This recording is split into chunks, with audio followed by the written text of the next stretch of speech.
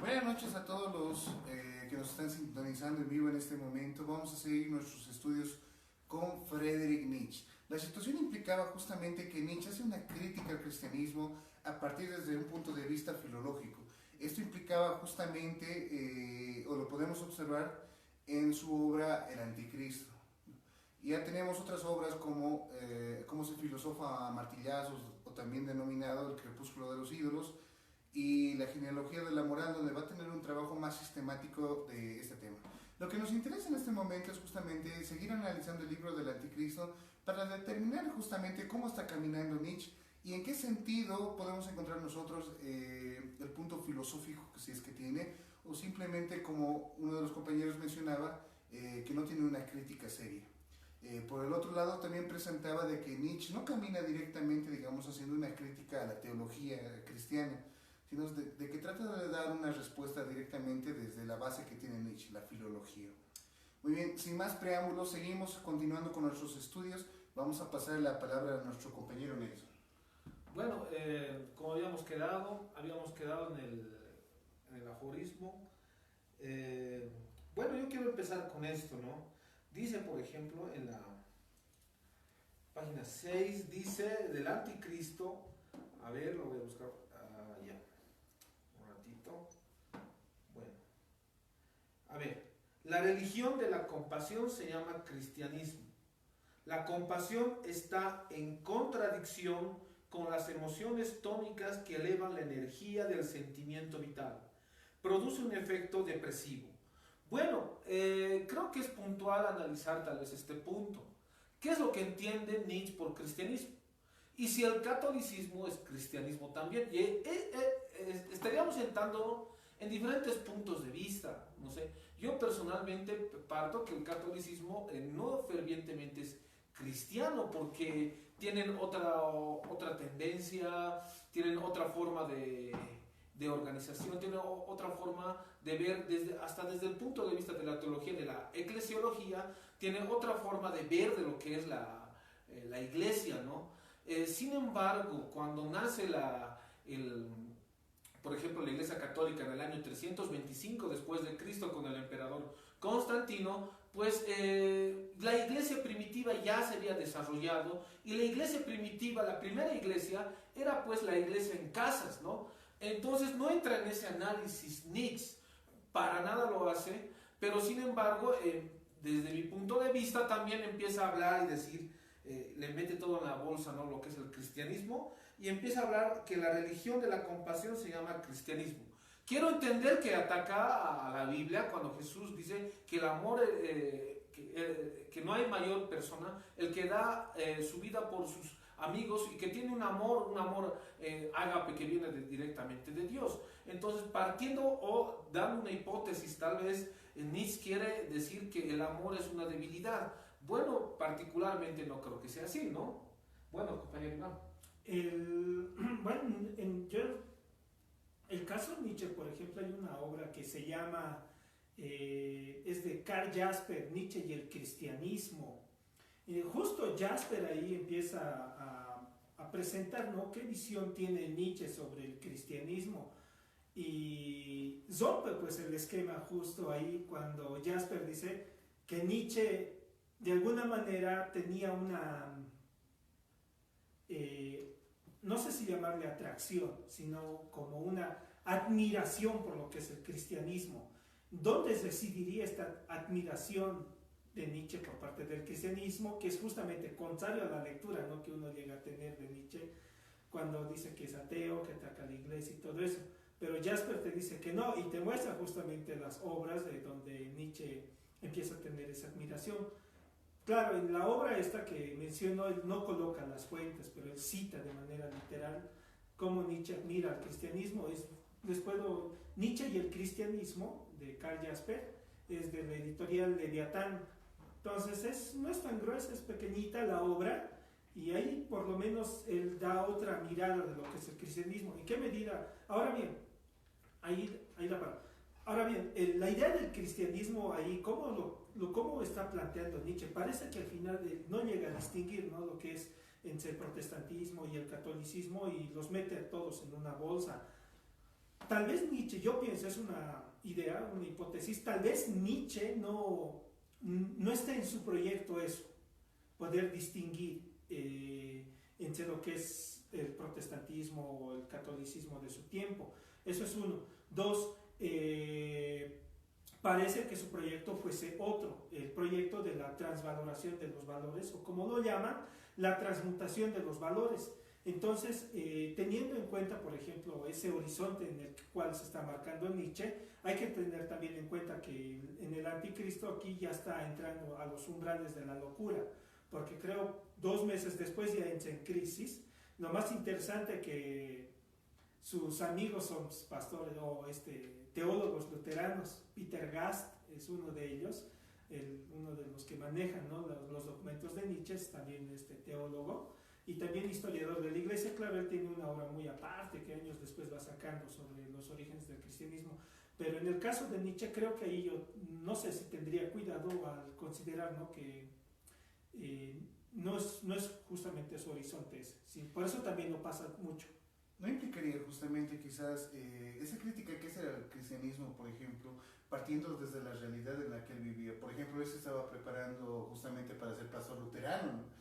En ese sentido, pareciera, y con el miedo y con el temor de equivocarme, de que en la obra del Anticristo está haciendo, por ejemplo, una crítica directamente ese fanatismo que tienen los cristianos. ¿En qué sentido? Por ejemplo, cuando mencionaba de que la esperanza no es más que la prolongación del dolor, es lo que justamente la doctrina cristiana enseña, ¿no? De que nosotros encontramos nuestra esperanza en el Redentor, aquel que ha venido a pagar los pecados por cada uno de nosotros. Pero en ese sentido, él empieza a hablar, por ejemplo, por lo menos en su libro La genealogía de la moral, empieza a decir de que es el autoenvilecimiento del hombre, que nos hagamos malditos a nosotros mismos y que haya venido Dios y que por él hayamos sido salvos. En ese sentido, no estaría teniendo, por ejemplo, una visión más desde su perspectiva, por así decirlo, de protestante, en la condición inclusive en la que él mismo había estudiado, digamos, teología. Creo que es mejor, yo por eso les digo, creo que es importante leer al autor lo que dice. La mejor forma de interpretación en cualquier ámbito es lo que dice el autor, ¿no? Ahora, que alguien lo interprete, ahí, por ejemplo, para dar un ejemplo de la Biblia, hoy en día la gente interpreta como le da la gana y la validez de la Biblia está en el que interprete y no en la misma Biblia. Yo creo que lo mismo pasa con Nietzsche, porque cuando hablamos de Jaspers, de repente él no dice lo que está escrito en sus libros. Miren, si por una parte tal vez Nietzsche no ha dado lo que realmente es el cristianismo, porque no ha dado un concepto claro lo que es, a pesar de tener amigos teólogos.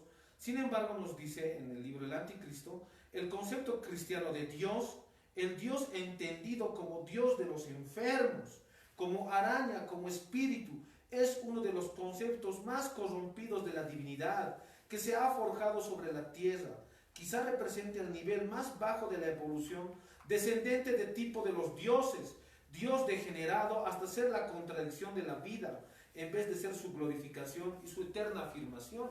Bueno, si por una parte tal vez Nietzsche no estipula lo que es realmente el cristianismo, porque no lo hace, porque para mí no lo sabe, ¿no ve? Pero por otra parte, él habla del concepto cristiano de Dios, el Dios entendido como Dios de los enfermos, ¿no? O sea, Nietzsche primeramente habíamos analizado que él exalta el poder lo es todo, el poder es bueno, entonces, y no hay que ayudar a las personas que son débiles, no hay por qué ayudarlas, ¿no? Después de esto también se asume diferentes sistemas capitalistas y hoy en día un señor llamado también Alberto Mansuetti empieza a hablar en el campo cristiano con este concepto nietzscheano, que la propiedad privada, que es un concepto capitalista, es algo bíblico, imagínense bajo este concepto. Pero también quiero puntualizar algo, dice, ¿qué importa a un sacerdote la ciencia? Está harto por encima de ella y el sacerdote ha dominado hasta ahora. Él fijó las nociones de lo verdadero y lo falso. Nietzsche quiere llegar, dice, mira, ¿qué le importa a un sacerdote la ciencia? Dice, o sea, él separa fe y razón, dice que no es no tiene nada que ver la fe y la razón. Cuando Tomás de Aquino, más bien, en 1215, empieza a analizar y dar una relación entre fe y razón en su Suma Teológica. Pero, ¿qué quiero llegar? Y esto voy a puntualizar. Nietzsche critica al sacerdote por no ser científico. Pero Nietzsche también cae en su propia crítica al no hacer una crítica científica y teológica de lo que es realmente el cristianismo. No sé qué te parece, Iván. Yo pienso en el caso, por ejemplo, que dice sobre la idea de Dios que tiene Nietzsche, también es un tanto, no sé si llamarle ambiguo ahí, porque en el aforismo 25 de la obra del Anticristo, él tiene otra visión de Dios, dice esto literal de la obra de Nietzsche. Su Yahvé era la expresión de la conciencia de poder, de la alegría, de la alegría de sí, de la esperanza en sí. En él, o sea, Yahvé, se estaba a la espera de la victoria y la salvación. Con él se tenía confianza en que la naturaleza daría lo que el pueblo necesita. Ante todo, lluvia. Yahvé es el Dios de Israel y por consiguiente el Dios de la justicia. Esa es la lógica de todo pueblo que está en el poder y de todo eso tiene una buena conciencia. O sea, cuando empieza para mí, por lo menos, al marcar, ¿no?, esta idea de lo que es lo judío y lo que después va a venir con lo que llaman el cristianismo, en el caso de Nietzsche lo que hace es justamente ir para atrás a la historia de Nietzsche. Claro, también hay que tener en cuenta el avance bíblico que tenía en su contexto. Entonces él va a trabajar con lo que ha podido. Ahí, por ejemplo, hay las obras de autores, por ejemplo, de Buchard, que tiene mucha admiración a ese personaje. Y cómo va, después hay otros autores que no recuerdo cuáles, entre ellos está Peter Gass, que también hace un libro de historia del pueblo de Israel. Y no, Nietzsche trabaja con lo que tiene. Hay que tener en cuenta, hay uno que también estaba perdiendo la visión, dos, que también tenía problemas con dolores de cabeza, migrañas muy frecuentes, estomacales, y tres, pese a eso ha podido producir. Pero lo que llama la atención ahí es que en el caso de Nietzsche hay una idea de un Dios, pero que está vinculado a esa exaltación del poder, o un Dios que puede proteger. Claro, ¿dónde va a existir ese cambio? Él va a decir justamente lo que decía Nelson, en el sacerdote. En el sacerdote es el que va a invertir justamente sus valores, y eso es lo que se va a impregnar después en el judaísmo, y luego lo va a adoptar el cristianismo. ¿Qué hace el sacerdote, según Nietzsche? Llega a exaltar lo que es miserable, lo que es vil. Y justo ahí va a llegar a ver esa forma. Parece que ese fuese su objetivo. Ver cómo llega a existir ese cambio de los valores en un pueblo, en una sociedad, en una realidad. Y cómo hay un factor que se llama ahí cristianismo o religión en otros casos, que llegan a hacer ese cambio. Ahí justamente ya no estaríamos tan de acuerdo, porque en el caso que presentas es no una idea de un Nietzsche, así que exalta el poder, que no hay Dios. Si es un Dios tiene que ser un tanto utilitarista, pero no sé qué opinión vos tienes ahí, digamos, frente a este aforismo 25. El problema creo que requería justamente en la interpretación de la que estamos viendo desde el punto de vista desde lo que estamos teniendo, porque no olvidemos que, por ejemplo, Martin Heidegger nos dice de que Nietzsche lo que ha tratado de hacer en toda su filosofía ni siquiera ha sido una crítica directamente al cristianismo, sino ha sido tener que buscar el ser directamente, ¿no? Entonces, en ese sentido, vamos a ver que no hay que reducir directamente a Nietzsche, digamos, como una especie de que, bueno, sí, se ha tomado la molestia de tener que hacer una crítica al cristianismo y encerrarlo ahí, digamos. Sino, lo que nos está proponiendo, y que lo creo yo, es que qué consecuencias ha tenido, por ejemplo, el cristianismo dentro de la cultura, es decir, qué consecuencias ha traído creer en un Dios de la esperanza, qué consecuencias ha tenido, digamos, creer en un Dios que exalta al pobre, que exalta justamente al enfermo, al huérfano. Y lo que Nietzsche va a decir es justamente la humanidad, bueno, o sea, el cristianismo llega, más adelante que el judaísmo llega, y lo que van a hacer es justamente exaltar lo que se creía por malo. Y ahí es donde entra el problema filológico, otra vez retornando atrás, donde se consideraba lo malo a qué, digamos, a lo pobre, a lo débil, etc., ¿no? Ahora, ¿por qué agarramos el problema filológico, digamos? Porque en la genealogía de la moral, y es una de sus obras más sistemáticas que tiene, habla justamente de qué y cuál es el método que le está usando, y lo dice bien precisamente. En el presente trabajo se va a usar el método filológico histórico, ¿no? Entonces, no hay que dejar de lado justamente esto. ¿Por qué, digamos? Porque si queremos arrastrar a Nietzsche, digamos, desde otro lado, desde donde no es, entonces vamos a caer nuevamente, digamos, en encerrarnos en lo que es, digamos, mínimamente la crítica del cristianismo.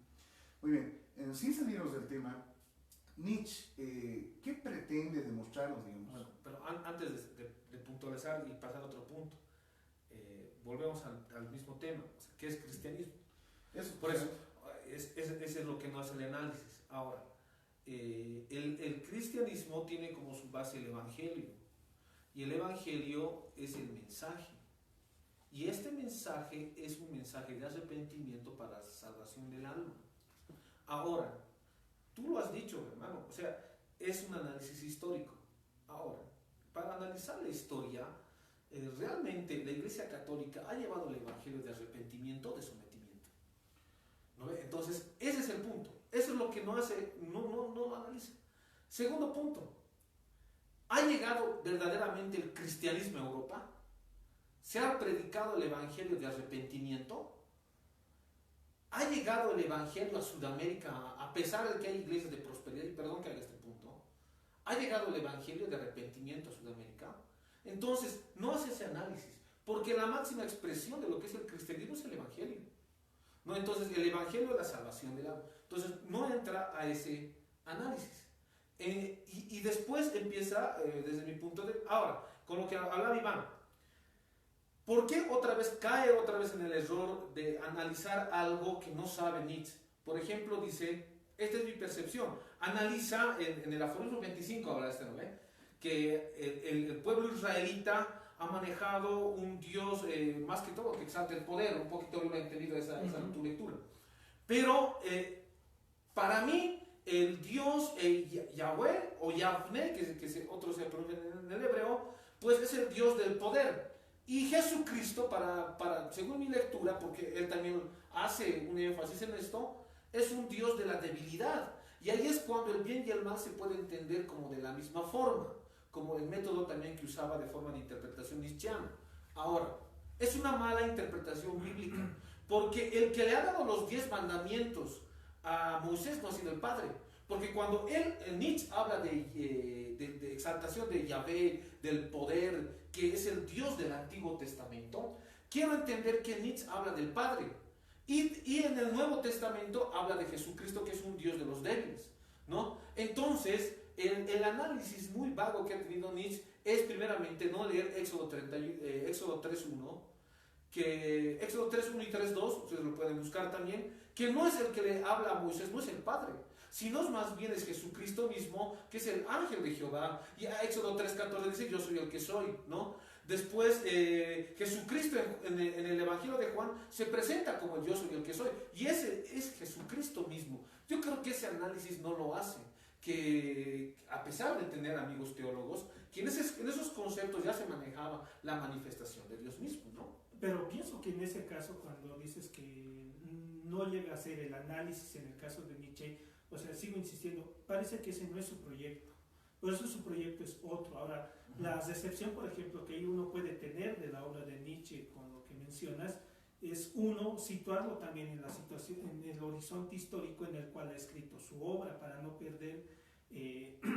perder la crítica que está haciendo al pensamiento europeo. A lo mejor tenía esa visión, ¿no?, de lo que habla Dussel en su obra el encubrimiento del otro, que al final mucho en el pensamiento que ha producido Europa no entra, ¿no?, lo que es Latinoamérica. ¿Por qué? Porque justamente no está en su proyecto. En el caso de Nietzsche puede ser también algo similar, pero se nota también en otro aforismo cuando él empieza a cuestionar justamente los valores que ha generado la modernidad.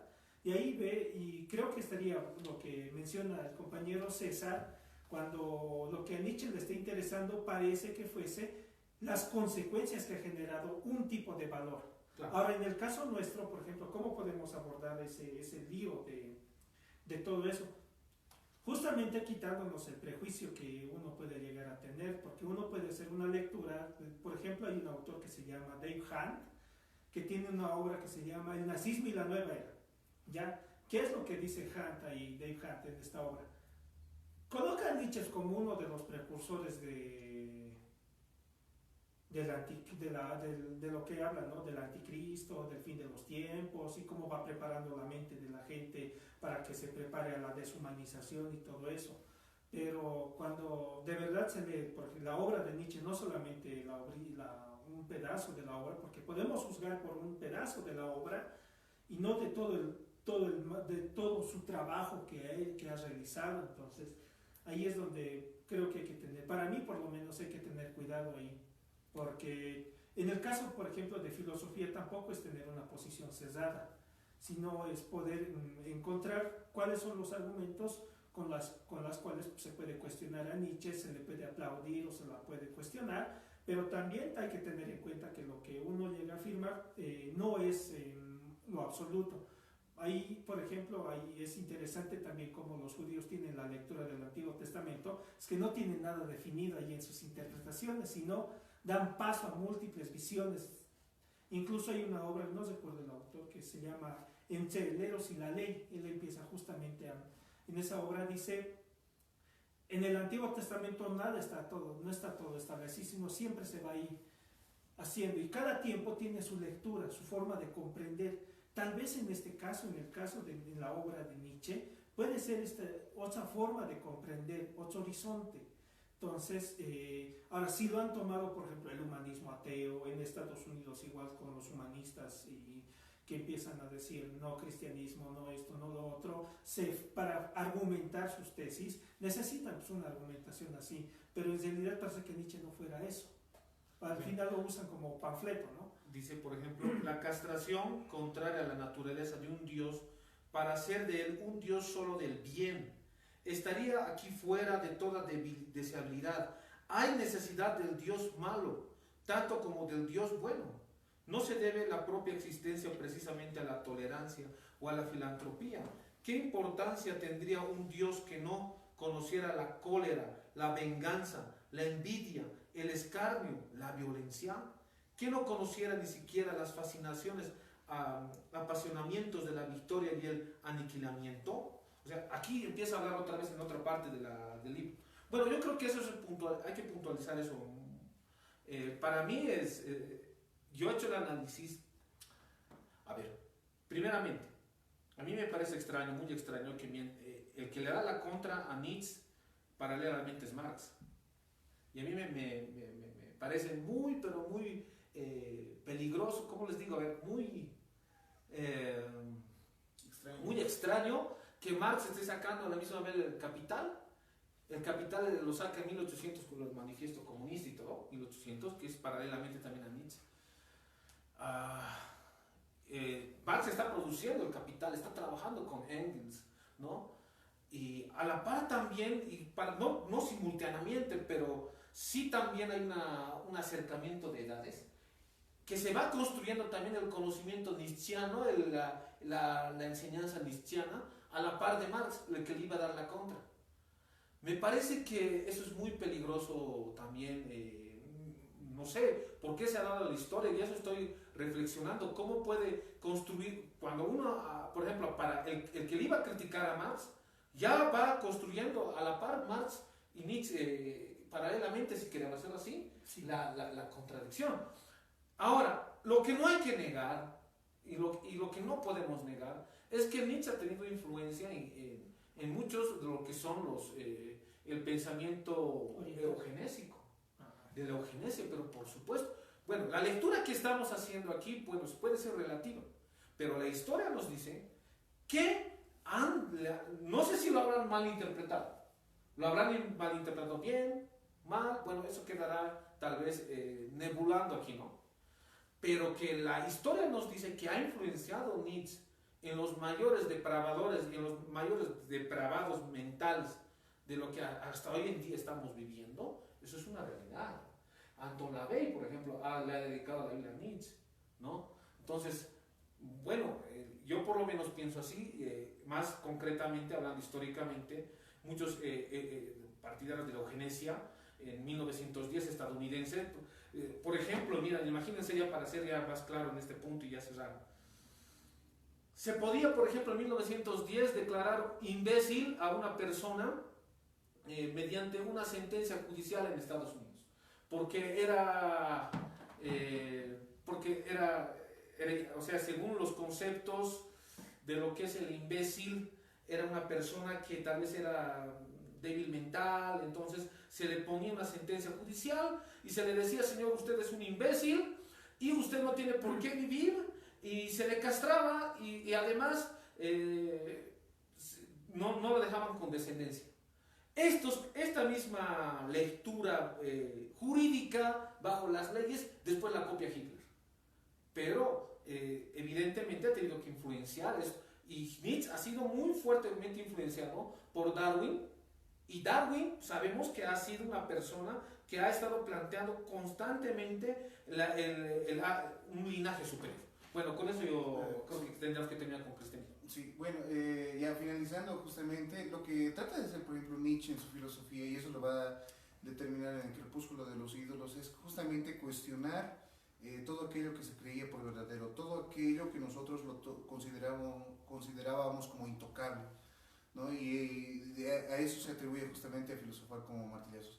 Finalizando también ya, lo que decía Nelson en cuanto a la teoría de la evolución y todo, yo creo que Nietzsche inclusive hace una crítica a ello mismo cuando empieza a decir de que en la historia, porque Nietzsche también tiene una forma bien distinta de hacer historia, ¿no? Y eso lo va a decir Michel Foucault en la microfísica del poder del método genealógico, ¿no? Pero eso es un tema muy aparte. De todas formas, por ejemplo, esa crítica que hace a Darwin es donde le dice, se ha dicho muchas veces de que el más fuerte es el que gobierna y todo, pero sin embargo lo que no se han dado cuenta es que hemos sido gobernados por los más débiles, parafraseando, digamos, a los cristianos, etc. ¿No? Entonces, con todo esto... Pero bueno. así, con respecto, por ejemplo, a lo que mencionabas, ¿no? La obra paralela que hay entre la producción, ¿no? Paralela de obras, el punto parece de inicio, es 1848, cuando se está llegando a dar, ¿no?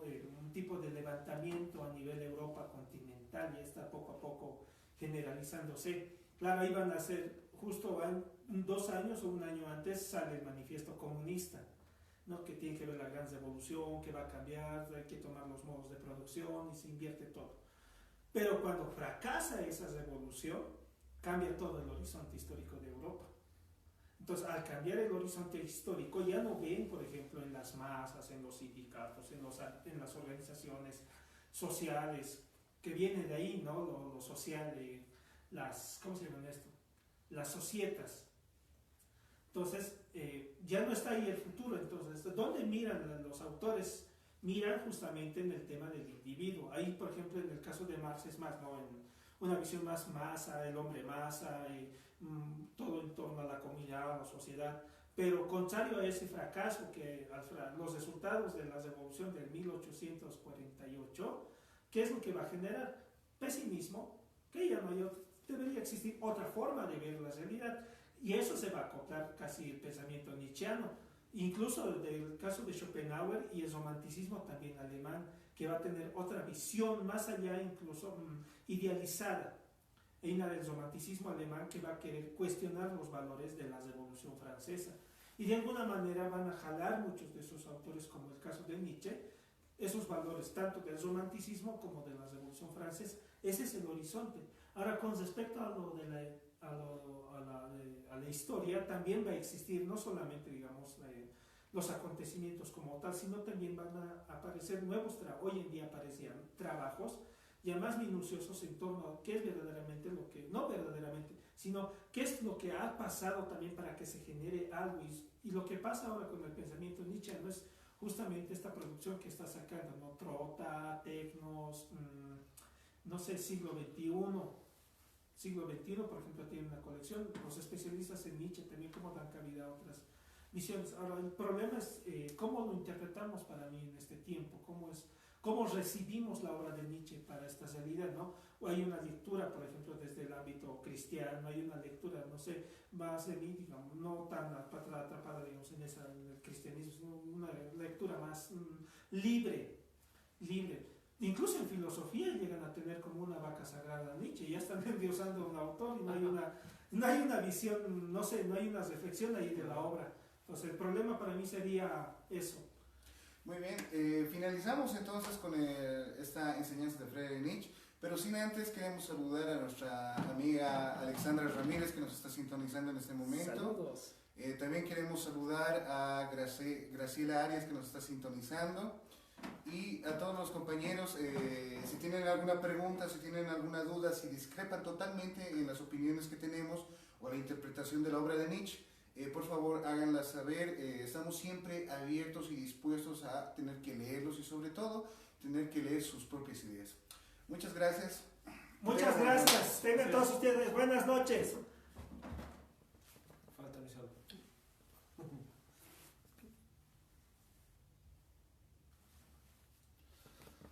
Muy bien estaba hoy. Sí,